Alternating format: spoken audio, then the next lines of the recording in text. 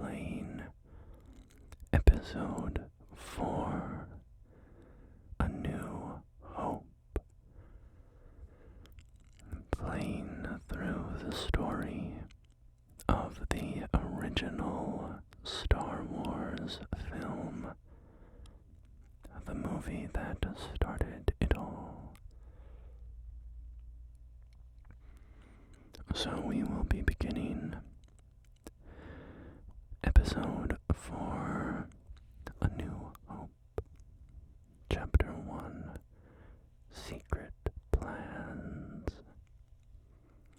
It is a period of civil war. Rebel spaceships striking from a hidden base have won their first victory against the evil Galactic Empire. During the battle, rebel spies managed to steal secret plans to the Empire's ultimate weapon, the Death Star, an armored space station with enough power to destroy an entire planet. Pursued by the Empire's sinister agent, Princess Leia races on the border starship, custodian of the stolen plans that could save the people and restore freedom to the galaxy.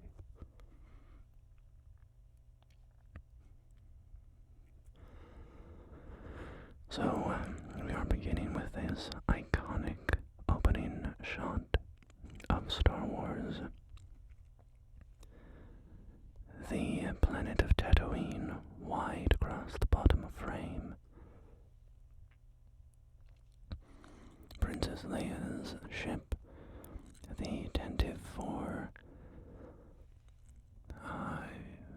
moving forward, and then the massively larger Star Destroyer following it.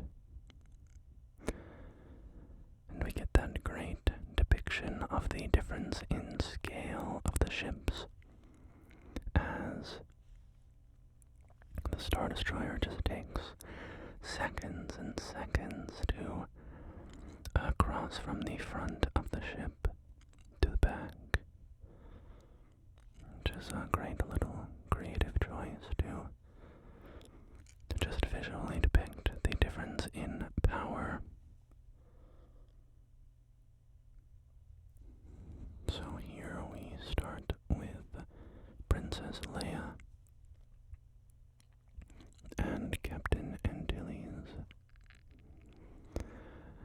And Princess Leia has just withdrawn the plans onto a little disc, and now she seeks to offload the plans and get them safely down to Tatooine.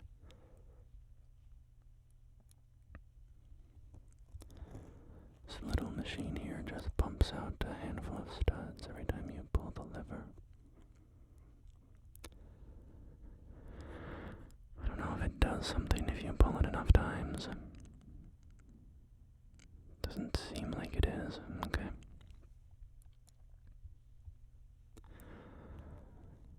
So, this is the shift now from the first LEGO Star Wars game, which had the prequels, to the second game, which had the original trilogy. Princess Leia with a brown fedora. And I like that little animation there as Antilles pulls out his blaster and aims it at the descending hat.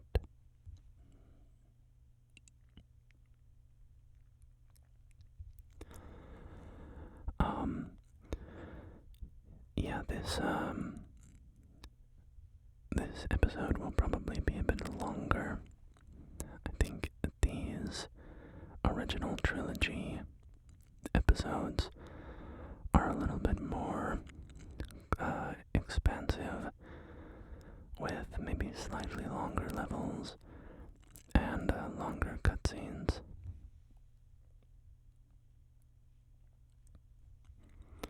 And we will try to get True Jedi here. Not go out of our way for it too heavily, but no, it's always nice to get.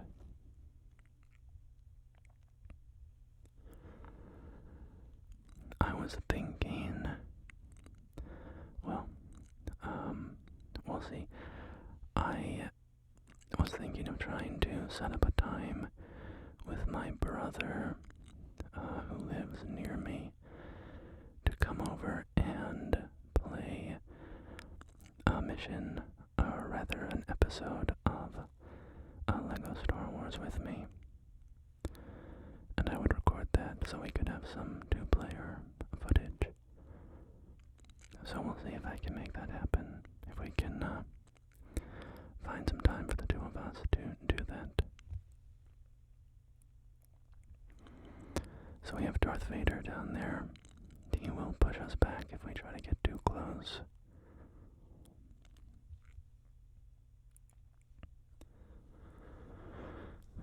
And, this whole scene of the ship being captured by the Empire, I like how Rogue One, gave us the events leading right up to this moment, or, very shortly before.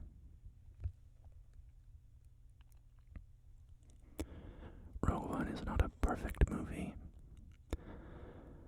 and I know that I think a lot of that came from it having a bit of a difficult production cycle, but I do really like Rogue One, despite its flaws. And I think it's cool how we get to see the plans, get right up to Leia, and it just adds a bit more weight to the start of A New Hope when, we see the Star Destroyer chasing Leia. I like that. We can see the little scene there where Darth Vader chokes out the rebel.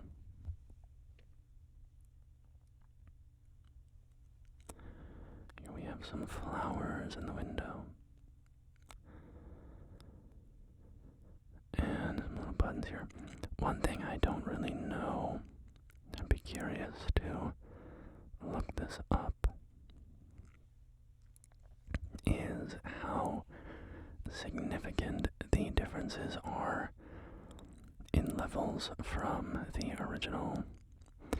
Because obviously, the LEGO games had the prequels in one game, and then the original trilogy in another game. And then this game, the complete collection, came out combining both those games. And I'm curious to what extent there were, major differences, or to what extent there are differences at all, between the versions of the levels that appear in their original games and the versions of the levels that appear in this game.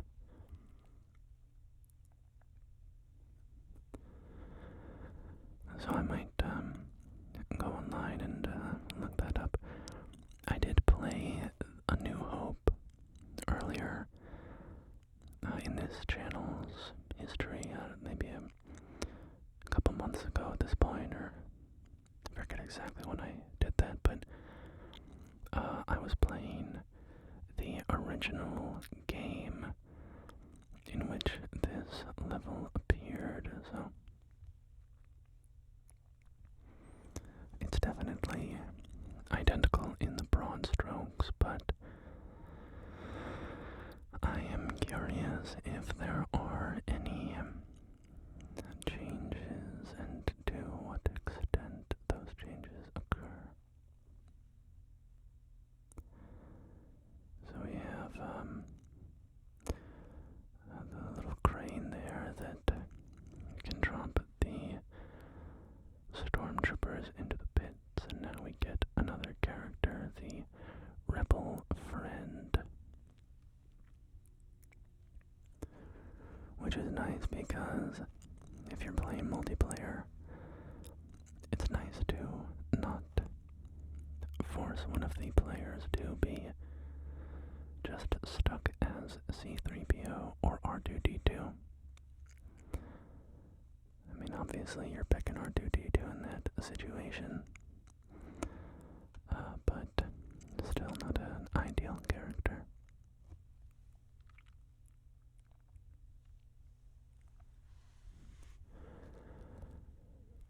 So we just blast our way through these stormtroopers. Just get up in here, get up in the smoke, and just punch them as they're all coming out. Don't even give them time, you know.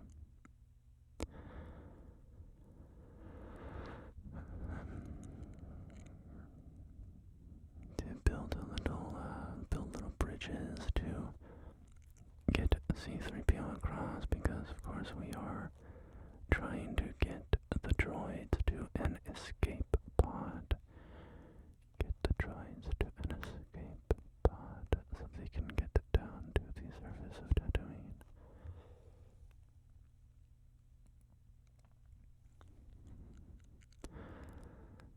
It's kind of funny, we've got the stormtroopers in their little spa there, sitting in the hot tub. It will not be the only time we see stormtroopers in Speedos.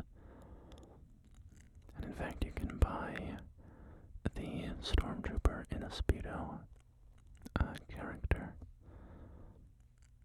which I will certainly be doing. You may not like it, but this is the ideal male body type. A Lego stormtrooper in a Speedo. That's why I work out, so that I can look like that. Don't shoot. There's no life forms aboard. I like that joke in Family Guy, which is not a show I have watched for many years, but in their Star Wars spoof episode, they have that line where the escape pod fires and the Imperials are in the little control room, and one of them goes, "Don't shoot, there's no life forms aboard." And then the other Imperial goes, "What are we paying by the laser now?" Which is just hilarious. Knee-slappingly funny. Hi, Peter Griffin here to explain the joke. The joke is, why wouldn't the Empire just shoot the escape pod?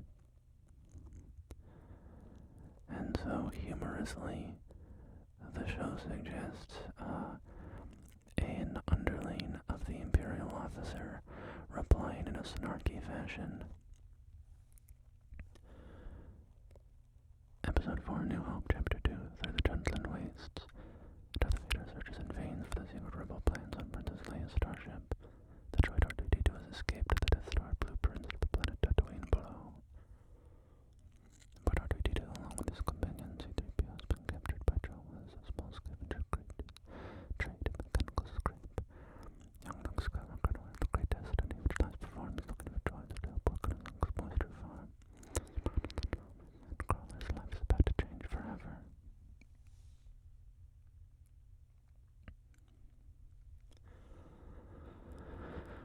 So we have the droid buying scene.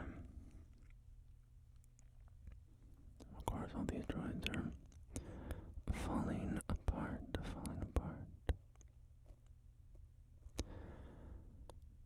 And Luke purchases a couple of droids, C-3PO and R2-D2.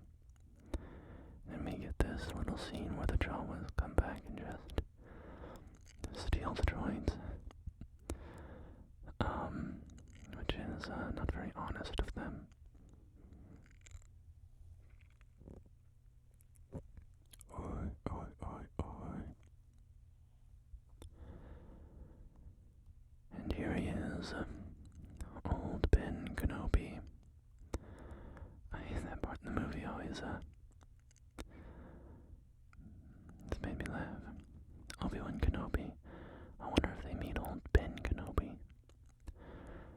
like, yeah, bro, I wonder how many people do you meet with the last name Kenobi. Also, you live in the middle of nowhere, and then somebody comes through and's like, hey, do you know a guy named Obi-Wan Kenobi? And you're like, oh yeah, one of the like only people I've met in my entire life with this incredibly rare last name. Yeah, I'm you know, it might be him, maybe.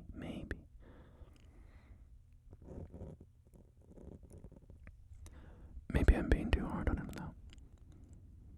Maybe I'm being too hard on little Luke Skywalker. He's just too annoying, you know.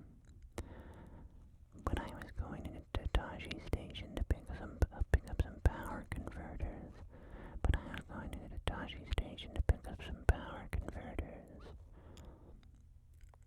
Shut up, boy. Get out there and work on the moisture vaporator.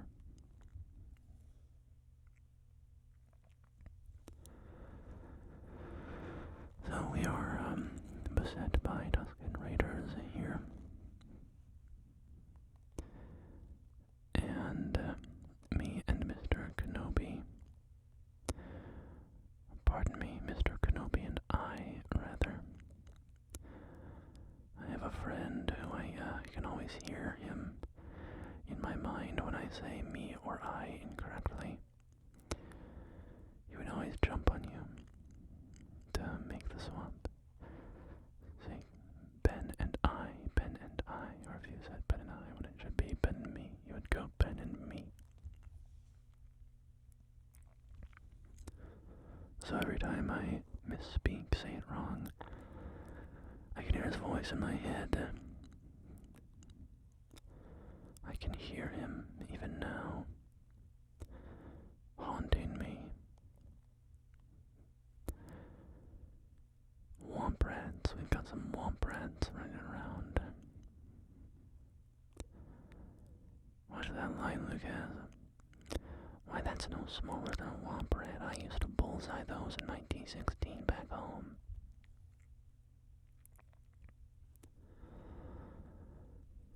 That's, the life of a farm boy, I guess. Got nothing to do, so you just, go around shooting animals. Alright, we build a little ramp. We can continue up. What I love about these Lego games, is, well, I like a lot about them. They're great, but there's something very childlike about them, in the sense of it feels as though you are playing through a child's imagination. I think part of it is because, well, they're very simple, and, you know, the characters don't talk, and, yeah, it's sort of like a child's recollection of the movies. You know, it leaves out a lot of the boring stuff, and the talking, and all that garbage, and it just gets to the good stuff. And it's like, oh, what if the Jawas kidnapped R2-D2 and C-3PO again, and, you know, Luke had to go out to find them. But there's also something about how the worlds of these games, the environments, are not made of Lego. Whereas the, you know, a lot of the interactable stuff is. So this sand crawler, it's not made of Lego. It just looks like a giant regular sand crawler.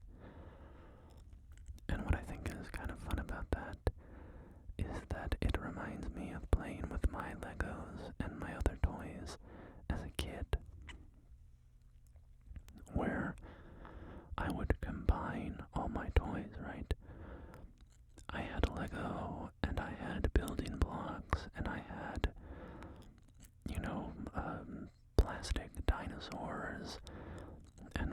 all sorts of various stuff, a wide variety of styles of toy, and the combination of those different things is very childlike to me. You know, you're mixing and matching the various toys in your toy box. And in the Lego games where you know, are going through these environments that are not made of Lego, but you are Lego characters, it reminds me of that. It gives me that feeling of I'm mixing up all the toys in my toy box to make a little playset.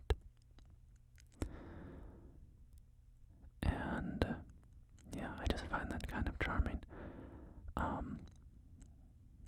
I know probably part of that is because it was easier to design these just low poly worlds, very simple worlds for the Lego stuff to happen in. It's probably easier to do that than design entire worlds made of Lego. But even so, it's still, I just find it charming, I still haven't played the Skywalker Saga. Is that more Lego based? Like, are the environments in that all made of Lego? I should check that game out sometime.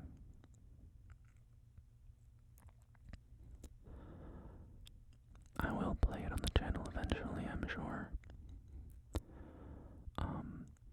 You know, I have played a lot of the Lego games, and, well, not really a lot, you know, when you consider how many there are. I've played actually a very small amount.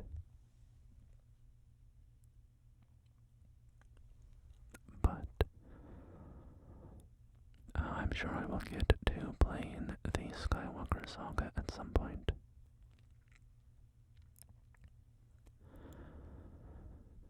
So of course we're just running around the sandcrawler, smashing it to pieces. It's one of the funny things about the Lego games is you just go around blowing everything up, destroying everything. You're a little chaos agent in the world, just, you know, exploding everything you can get your hands on.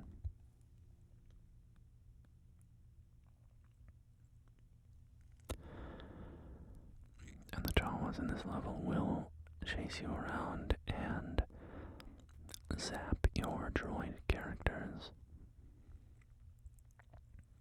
So you do have to kill the Jawas, which is a little sad. You know, they're not monsters. They're not violent like that.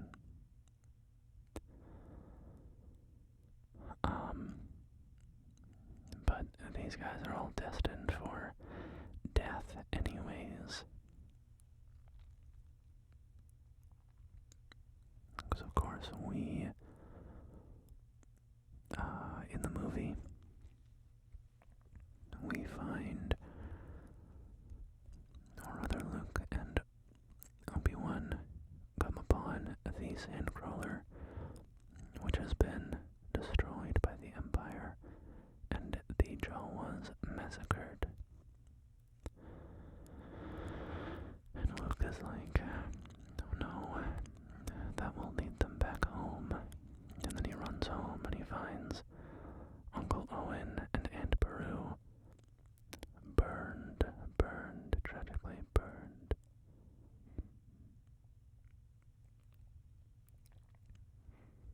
And it seals his determination to fight the Empire.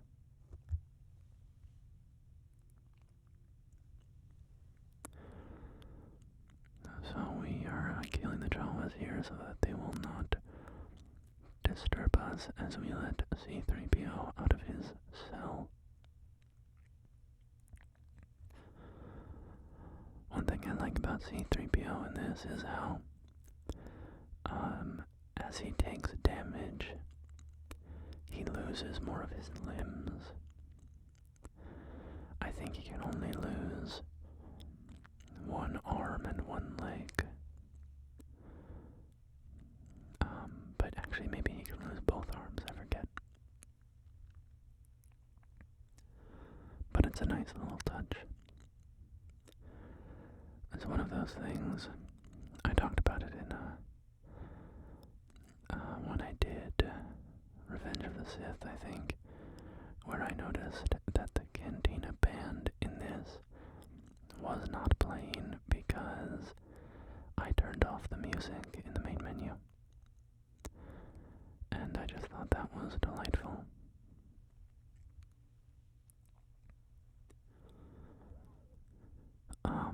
But yeah, these little bits of, like, you can feel the developers having a good time designing the moment, right? Some developer thought, oh, you know, what if we could knock off C-3PO's limbs? Which I think is great. I also think it's cool how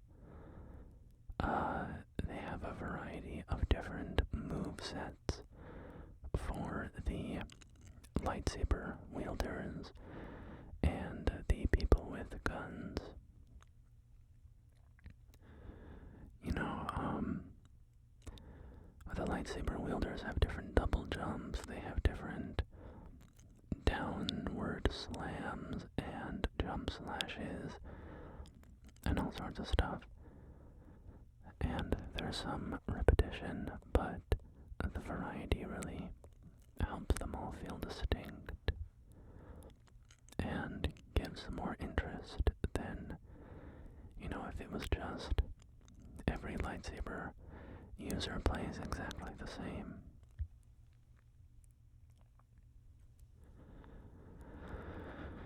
And,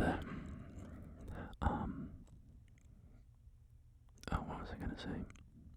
Oh yeah, and, like the gun wielders, you know, if you're using Luke, he's kind of clunky, not like unplayable, he's completely fine, but when you play as, like, Han Solo, he's so fluid with how he shoots, and he can, like, roll and drop onto his knee and aim, and there's all this, you know, he feels like a much more expert marksman than Luke does. And, you know, I think there might only be, like, those two. Well, I think characters like Jango actually play differently as well. I forget all the variations, but the point is, they didn't just say, oh, you know what, let's have blaster characters and lightsaber characters. They went to the effort to vary the types of lightsaber characters and the types of blaster characters that you could play as in the game. Which I think, you know, just shows the care and the fun that they had making a game like this, which is great. I love when you can see developer passion come out.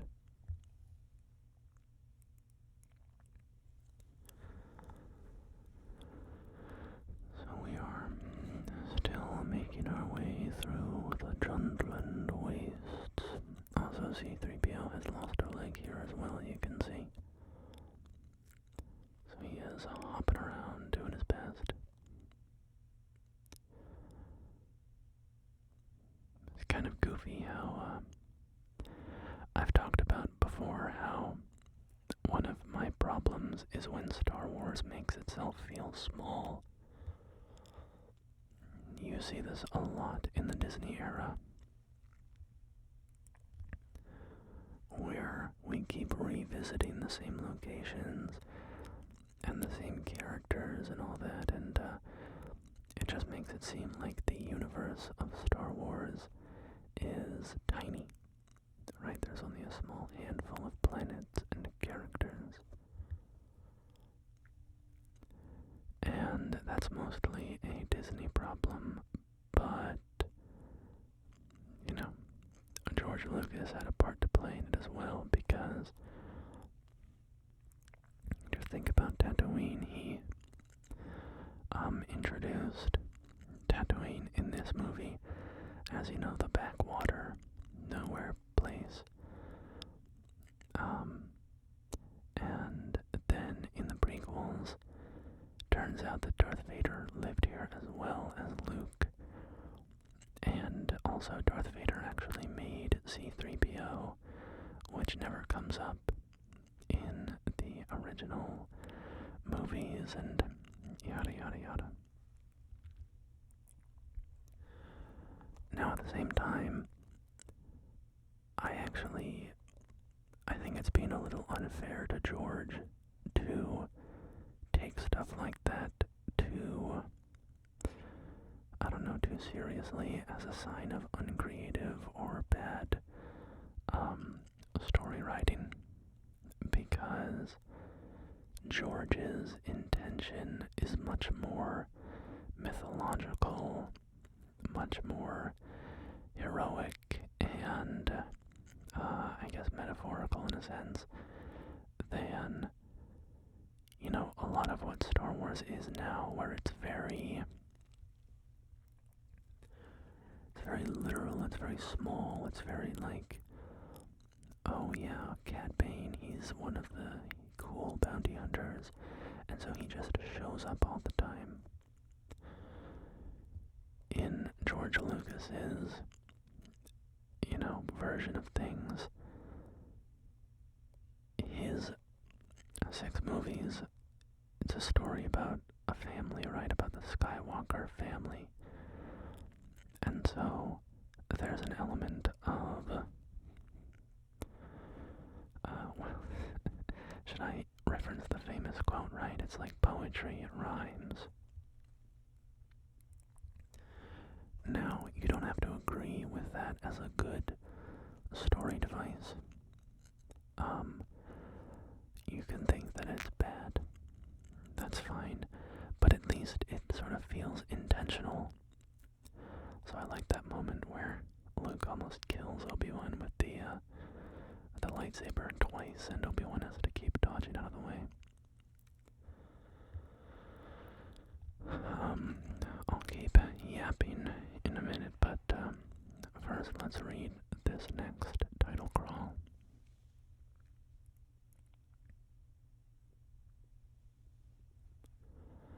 Episode 4, A New Hope. Chapter 3, Mos Eisley Spaceport. In search of a pilot who can take them to the distant planet Valderon, Luke Skywalker and old Ben Kenobi journey by land speeder to Mos Eisley Spaceport.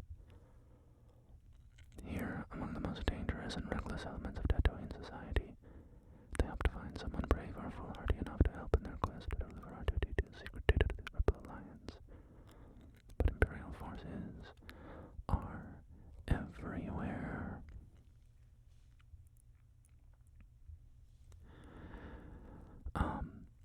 Yeah, you can disagree with Luke R2-D2 falling off the speeder and catching up at the end there. These Lego games, they get me with their humor every now and again.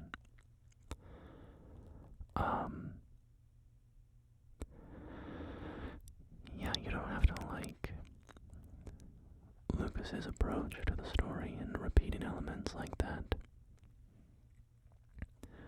But at least it is kind of intentional, right? He was trying to do something artistic. He had a vision for it and an idea of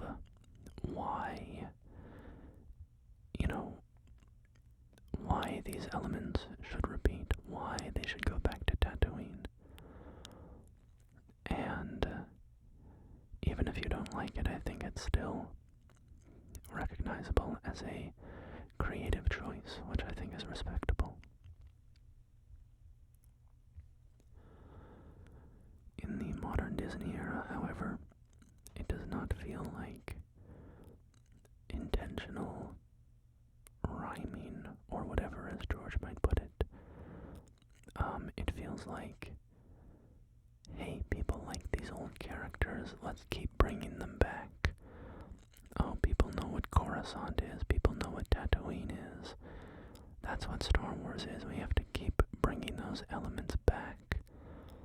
Otherwise, people aren't going to like it, people aren't going to get it. They're trying to appeal to the lowest common denominator. So, it's, I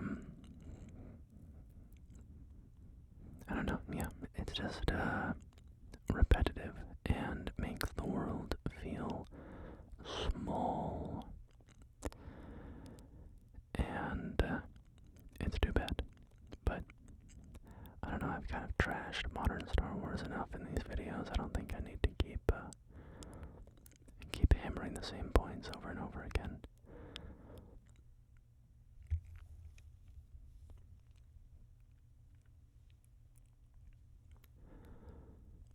I always think whenever I'm in this Mos Eisley area with the giant crashed spaceship, it always makes me think of Star Wars Battlefront, where the originals, I forget if it's the first or the second one, I think it's the second one. It definitely is the second one. Maybe the first one as well, but certainly the second one. There's a Mos Eisley level, and it has the giant crashed spaceship, and you can sort of jump your way up to the top if you're, a double jumping Force user. And, I think just, like, playing that game so much, that crashed spaceship, I just associated so clearly with that map in Star Wars Battlefront 2. I would always play heroes versus villains on that map, and my brother would play Aayla Secura and beat me up all the time. I could never, whenever he was playing as Aayla Secura, I couldn't win.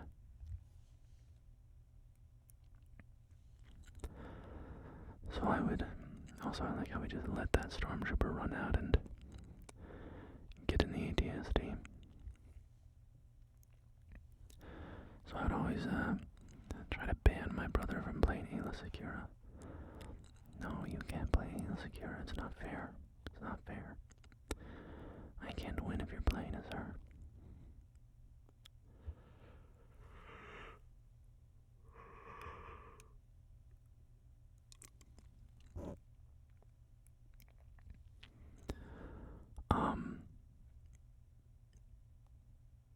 Man, it's kinda take me back thinking about that game. I should go, I should do a video on that. I already did. Maybe I should do the first Battlefront first, I don't know. I still haven't done a video on the 2015 Battlefront, which is a shame because that's my favorite of the whole Battlefront series. I really, really loved that game. And, I should go back to it for a video. I liked the heroes versus villains of that game, where, and I mean, I could understand not liking that variation, but I thought it was really cool. It it was 3 heroes versus 3 villains, and then the other 3 people on the team were just regular soldiers, and if you died as a hero or a villain, you respawned as a regular soldier. And the first team to kill the other team of heroes or villains won. Also, I like Han shooting Greedo there. That's a cold moment, bro. It's a cold moment in this Lego version. He just shoots him and his whole torso blasts out the back. He doesn't like you. I don't like you either.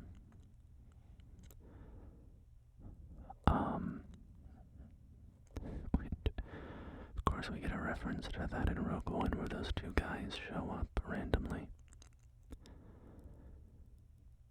That is an element of modern Star Wars that I definitely do not care for. The member berries, as they're sometimes called. I don't know, there's a fine line between Easter egg that's like fun and member berries that are sort of annoying and forced. If I had to try to put my finger on the difference, I think it maybe has to do with just the subtlety.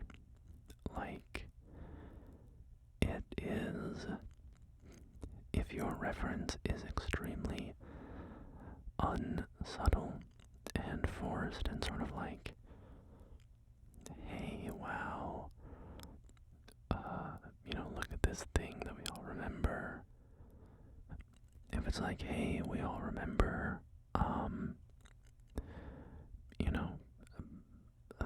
or I mean, just take the Rogue One example. We all remember that pair of dudes from the cantina that threatened Luke, right? And then the audience goes, "Oh my God, it's those guys! It's those guys from A New Hope! Oh my! I'm losing it. I'm pogging, bro. I'm pogged out of my gourd right now."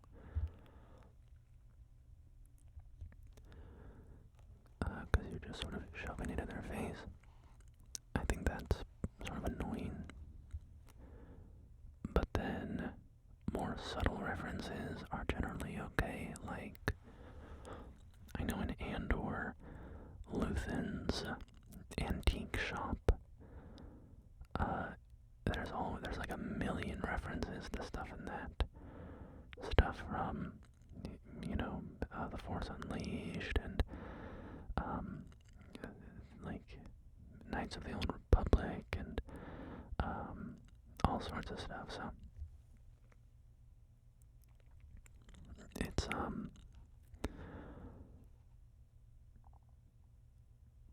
I don't know, yeah, but they're just like sitting in the shop and you have to sort of pause your TV and look at them specifically and sort of know what they're referencing. It doesn't like get in your face with, hey, we're gonna point the camera directly at this character because we know you're gonna love it. You're gonna, hey, remember that thing? Remember that thing that happened in that old movie? What if we showed you that thing again? No way, no way.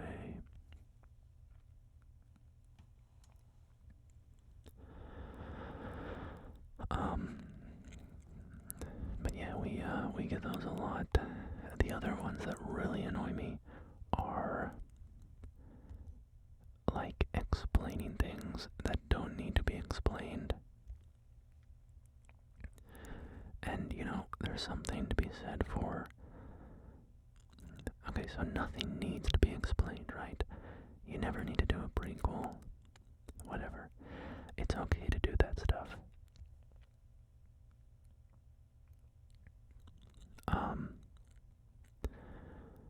But it's like justifiable to explain certain things, I guess. It's okay to say, Oh, where did Darth Vader come from? What's his backstory?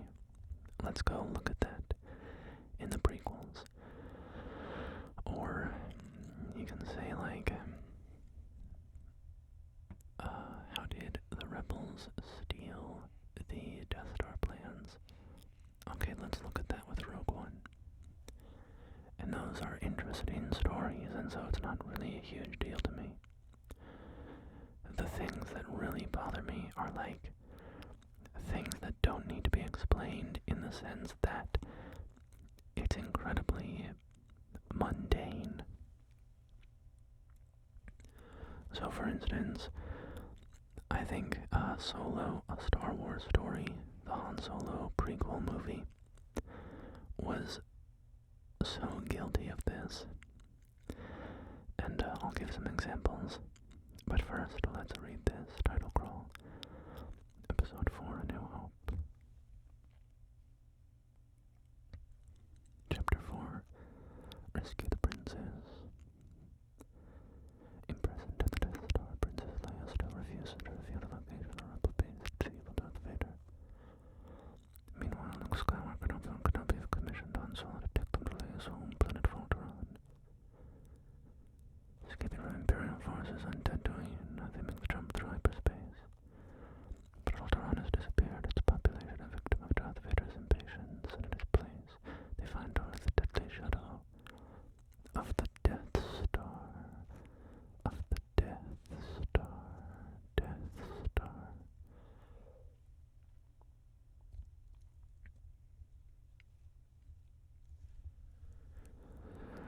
So, I think the Han Solo movie is okay. It's a fine movie. Honestly, my biggest problem with it is the fact that it's a Han Solo movie. If it was just the story of some random Star Wars ne'er-do-well doing those adventures, I think it would be fine. But once it's Han Solo, they have to do all this stupid backstory stuff, like Han Solo calls Chewbacca Chewie. That is an incredibly obvious nickname, right? It does not need any explanation. But then, in Solo, a Star Wars story, we have to have a moment where Han Solo says, "What's your name?" And Chewbacca goes, "Roar, roar." And then Han Solo says, "Chewbacca, well, I'm not calling you that all the time. We're gonna have to figure out something shorter." Something like that. And it's so painfully stupid. It's just like, dude, nobody needed to have Han Solo say, "Chewbacca's too long of a name. I've got to come up with a nickname for you." Because we just knew from context in the original movies that Chewbacca is his name and Chewie is a nickname. It's like, in real life, if you're watching a movie about just some modern day real world scenario, and there's a character named Robert, and another character goes, "Your name's Robert." Well, I'm not saying that all the time. We're gonna have to think of something shorter. And then he starts calling him Rob. It's just a ridiculous thing to do. So, that's one example. The other example from that movie that drives me up a wall is how Han Solo gets his name. It's like, my God, we did not need an explanation for how Han Solo gets his name. It's just his name. But, they don't think so, apparently. So they go, Han Solo is like checking in with an Imperial officer. And the Imperial officer goes, "What's your name?" And he says, "Han." And he says, something like, what's your family's name? And Han at that point says, I don't have a family. And the Imperial officer goes, Han Solo then. Bro, shut the fuck up. I'm sorry. It's just insane. It's insane. It's like, who thought that was clever? Who thought that was a necessary thing to add to that movie? And I don't care it doesn't matter. Because, it's just a movie. But from just a screenwriting perspective, why do you think that that's a necessary thing to add to a script? It's offensive, not because of how sacred Star Wars is to me or whatever. It's just offensive because it's so offensively stupid. But yeah, anyway, those are the kinds of things that just make me roll my eyes, because you have to think about these things. Star Wars is not magical. It's not exempt from, the rules of good storytelling, right? Just because it's Star Wars. Nothing is. No franchise. A franchise can get a lot of goodwill from its fans, and, fanboys are not going to criticize their beloved franchise if it makes mistakes. But, be that as it may, for a film or story to be good, it still needs to be good on its own merits, right? It can't be good just because it's part of a good franchise, or a franchise that you have a lot of fond memories of, right? And so you need to treat the characters as actual characters and ask yourself, are these characters acting in a reasonable, believable way that, contributes to the verisimilitude of the story and makes the story feel real and the stakes feel real, right? If characters start to act in unbelievable ways, it starts to diminish the reality of the story, which then diminishes the power of the story. So, let's really drill down on this Han Solo example of him taking the name Solo. So, let's analyze this too much, right? It wasn't meant to be analyzed because it was just a stupid, clever writer's idea, right? Oh guys, we could name him Han Solo because also we're in a new sauna zone with more bikini-clad stormtroopers. Sorry, Speedo stormtroopers.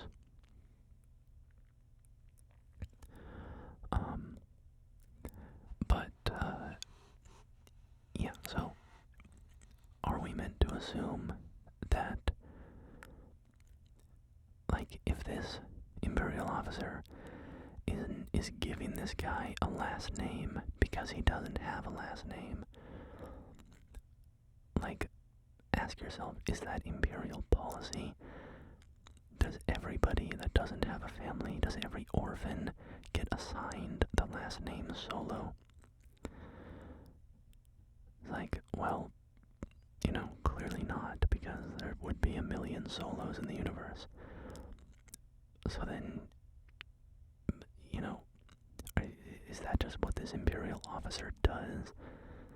Oh, you don't have a family, so I'm gonna call you Solo. Okay, so is he just frequently assigning, they're on Corellia at that point, and Han is not an exception for being a little street rat kid that doesn't have a family.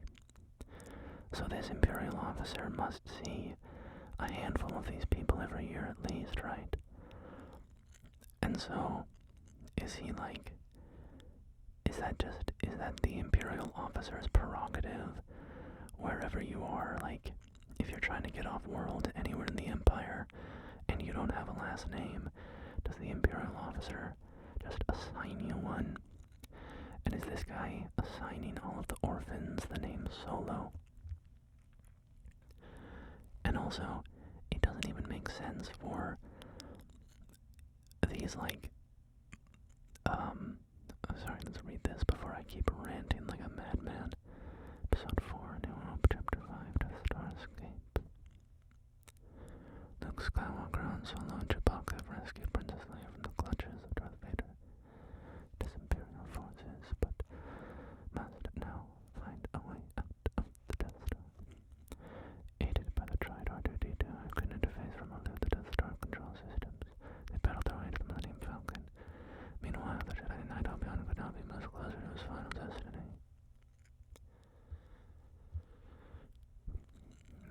So, is it really the system throughout the Empire that if you're trying to go off-world and you don't have a last name because you're like an orphan or an undocumented street rat urchin kid, that the Imperial, like, border officer just assigns you a last name?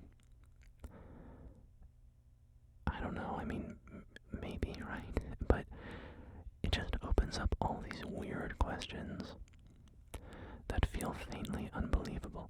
And then also it adds the additional wrinkle of like, okay, so Han Solo, who hates the Empire, or, he works, he's a smuggler, right? He works in opposition to the Empire. The Empire's always trying to catch him. Han Solo gets assigned a name by the Empire. He gets given a name by the Empire, and he says, yeah, I'm gonna identify with that. This Imperial assigned name, like, when his entire motivation is to be free and to not be like locked down or constrained by anybody. It's like why he doesn't want to join the rebellion in A New Hope. And yeah, it feels unbelievable to me. It's like, okay, so Han Solo of all people doesn't have a problem with being assigned a name, which is like such a symbolically important part of a person's identity by the Empire, the very antithesis of what Han Solo represents. So, I don't know, all of that is just me thinking way too much about a stupid little moment that was just meant to be, haha, and this is how Han Solo got his name, isn't that fun? But my only point in, like, going that far down the rabbit hole is just to say it's stupid, and they didn't think about it as a real event that happened to a real character who's in a real world governed by a real political entity. They just said, oh, Solo, that's like the word solo, meaning, alone. What if Han Solo got his name Solo because he is alone? And it's like, first of all, it's ridiculous because obviously the name was chosen to reflect Han Solo's philosophy on life, as he is when we first meet him, right? You don't want to, it's just him and Chewie. I mean, he has Chewie who's his friend, and they are loyal to each other, of course, but Han Solo doesn't want to join the rebellion because he doesn't want to be locked down by any group. And so, it's like a good name for that character if you're going to be doing that sort of writing where you're kind of naming characters. And this is a pretty popular thing, right? You name a character in a way that has a sort of resonance with their personality.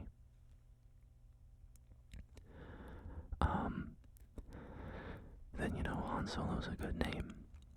And to then take that name as a later creator working in that same space and see the fact that the name is meant to be resonant with Han Solo's character traits, and then say, oh my god, like, it's very stupid. It feels like they didn't understand that that's the reason Han Solo had the name. And so some writer was like, oh my god, did you guys ever realize that Han Solo doesn't like to be pinned down by his obligations and relationships to other entities, and also his name is Solo, and those things are kind of similar? It's like, Jesus, it's so obvious, and yet they have to, like, put a giant blinking light on the fact that his name is Solo and say, how do we explain how he got a name like that? That's what I mean when it's just, like, offensively bad. It's offensive in the sense that it feels like the writers think you're a moron or something. That you're going to be entertained by figuring out how Han Solo got his name, and then you find out that he got his name because he was alone at one point in his life, and they think that you're going to, like, clap your hands like a sea lion and go, whoa, yay, Han Solo, he was alone, that's so cool. So, yeah, it's just ridiculous, and, I don't know. It just speaks to me, it speaks to the quality of much of modern day Star Wars, where Star Wars is now like the tail wagging the dog. No matter what your art is, no matter how prestigious your, like, property is that you're working with, you need to still treat it as an actual story. You need to treat it as, like, real characters who are doing real things and working in a real world.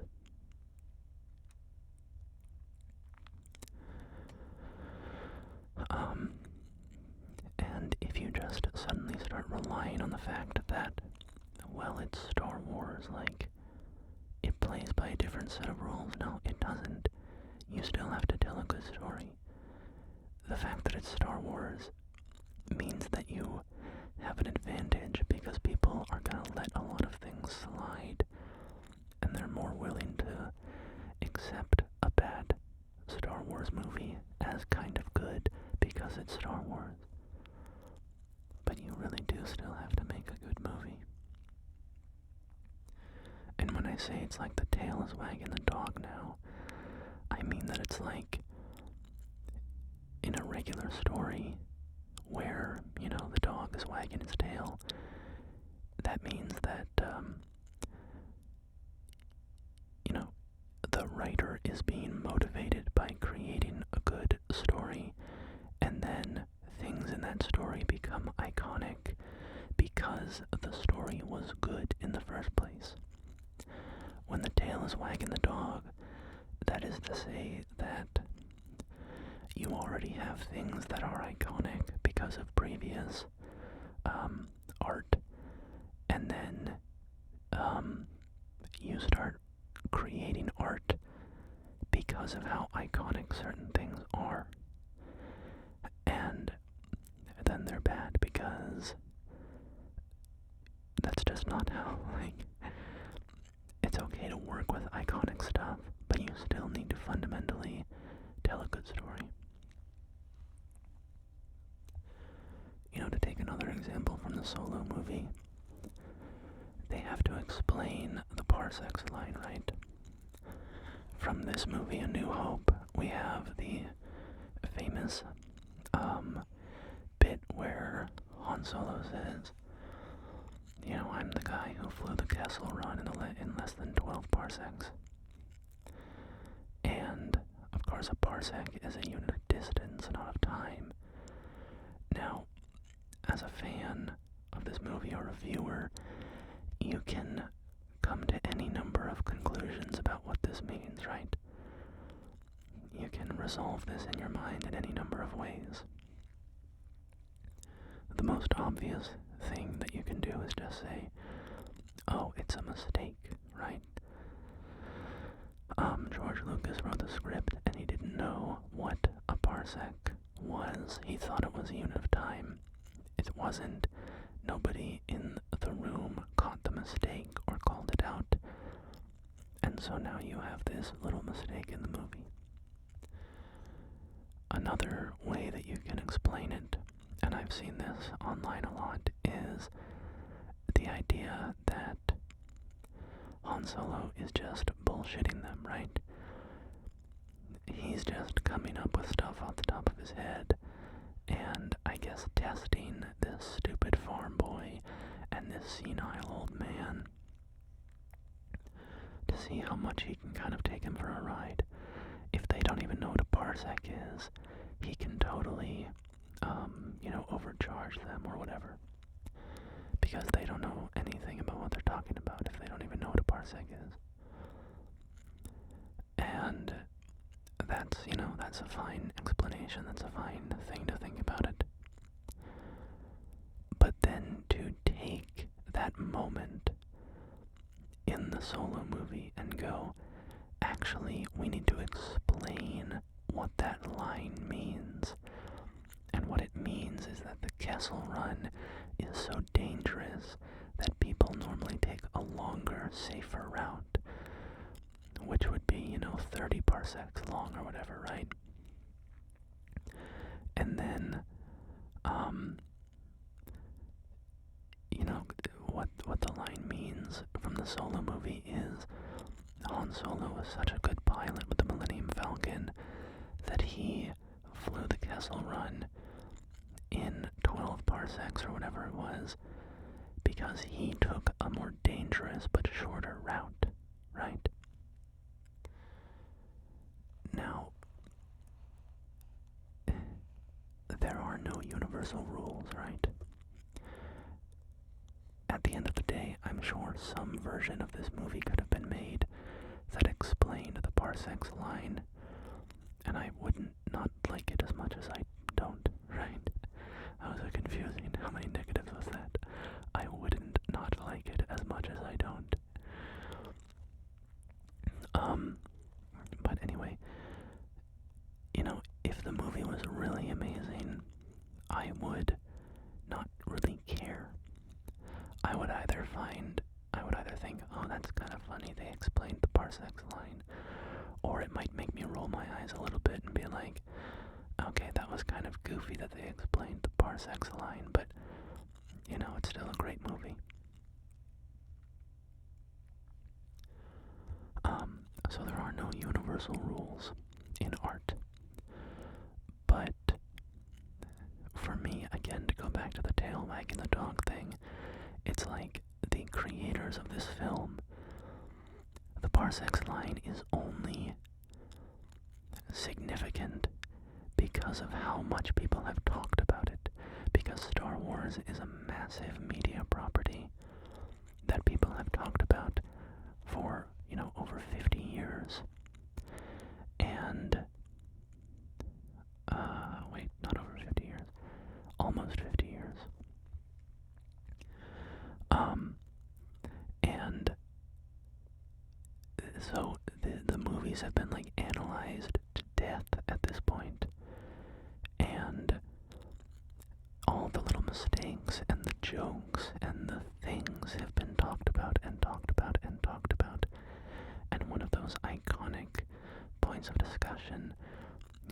like who shot first, right? Han or Greedo, and yada yada yada. This stuff has been talked to death. I'm gonna read this opening crawl here. Episode 4, A New Hope, Chapter 6, Rebel Attack. With the Death Star plans in their hands at last, the Rebel Alliance plans a desperate assault on the Imperial Space Station. But a hidden homing beacon attached to the meddling Falcon has led to the fit out of the Rebel secret base on the moon of Yavin 4. The moon will soon be in range of the mighty Death Star super laser. Now a small band of fearless pilots bear with them the hopes of an entire galaxy.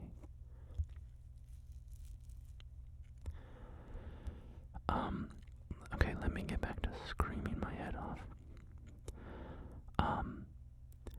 So yeah, tiny moments in these movies have become so iconic and so talked about because of how big these movies are. And so one of those moments is the parsecs thing. People talk about the parsecs. They say it was a mistake. They say, no, Han, Han was testing them. They say all this stuff. And they talk about it, and talk about it, and talk about it, and talk about it, and talk about it. And so it becomes this iconic moment. Not because of the significance of it in the movie. It's one tiny line. But because the fans have talked about it so much. And so now, these people get in a room and they write this Han Solo prequel. And they say, oh my god, we have to put in the parsecs line. We have to explain the parsecs line.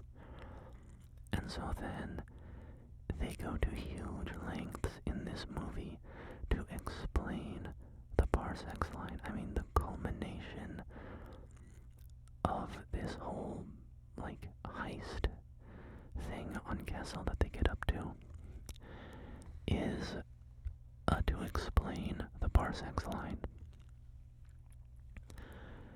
And it is just unnecessary.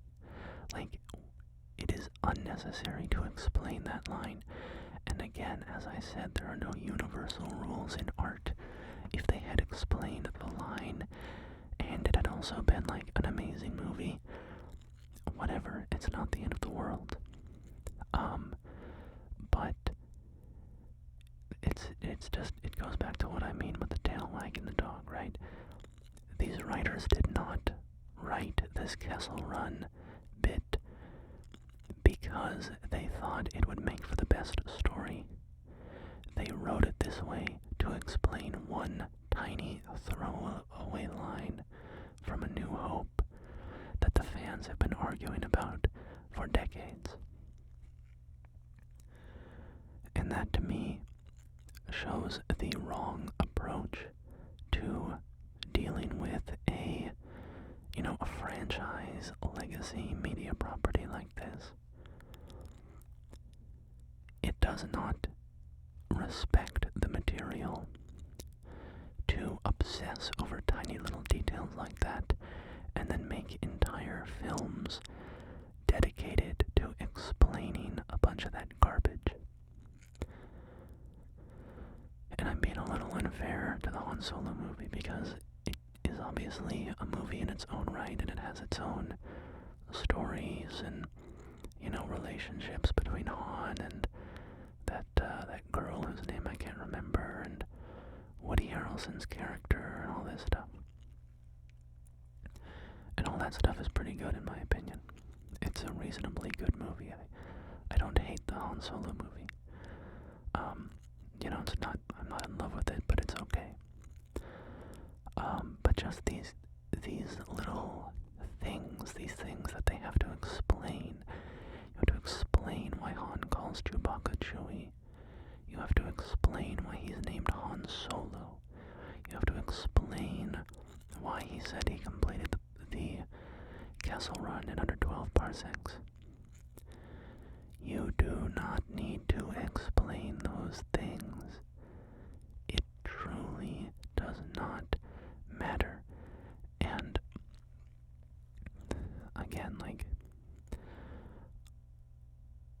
not trying to say you can never have a prequel or whatever. It's okay to tell these kinds of stories. If you have a good idea for it, then it will be great. Again, I love Andor. I think it's like maybe the best piece of Star Wars media ever made.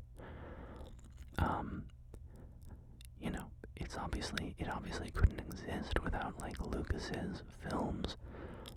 But in a sense, I think Andor is the most mature and complex and interesting Star Wars media ever made.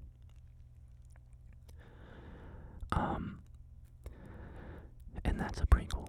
And not only is it a prequel, it's basically a prequel to a prequel, right? It's a prequel to Rogue One, which was a prequel to A New Hope.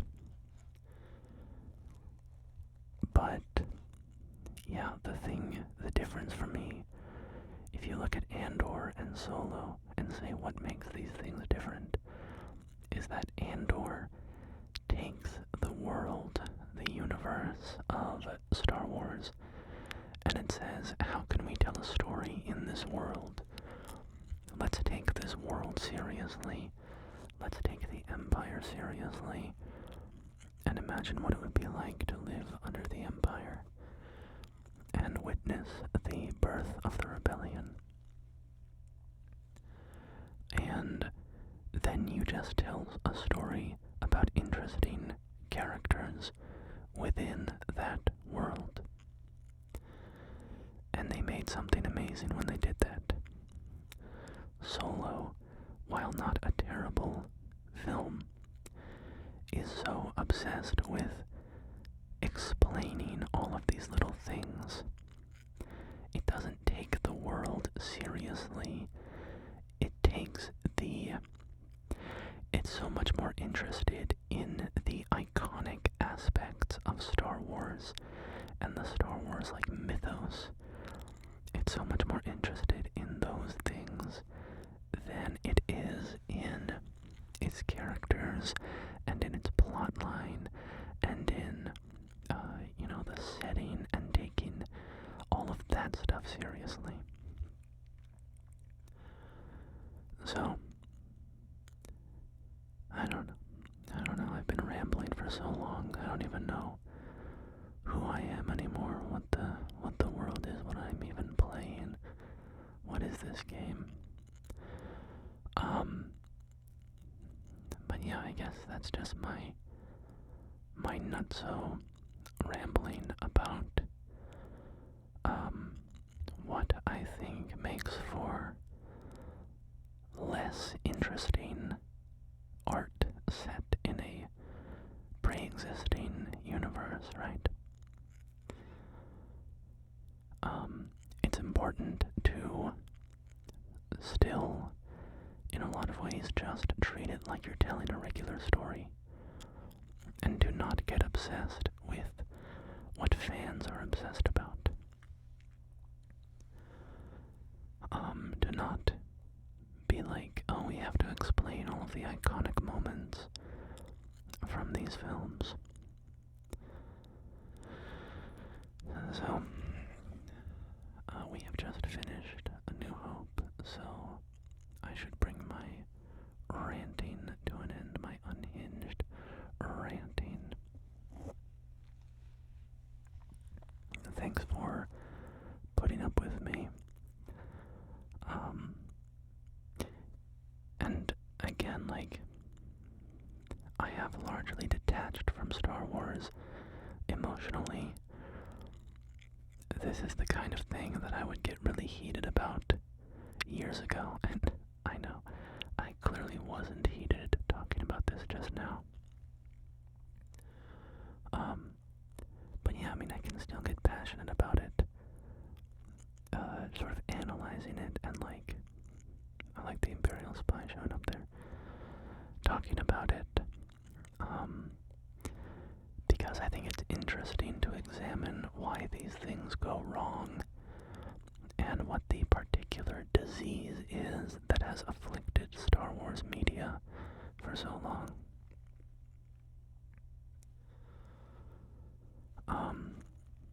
But when these movies were coming out, break my heart every time that they were really bad. These new Disney movies and shows. And now I don't have that same level of pain.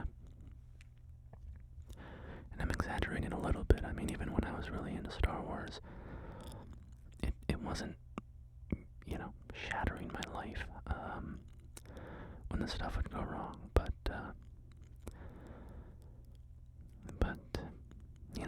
I was passionate about it.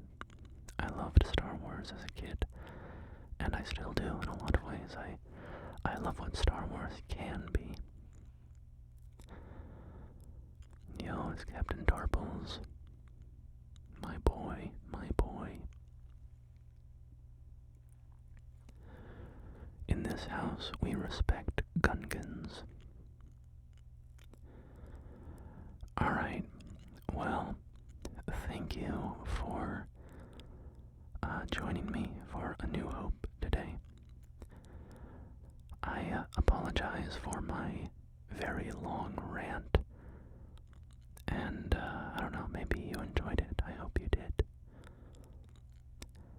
But until next time, my friends, please take care of yourselves.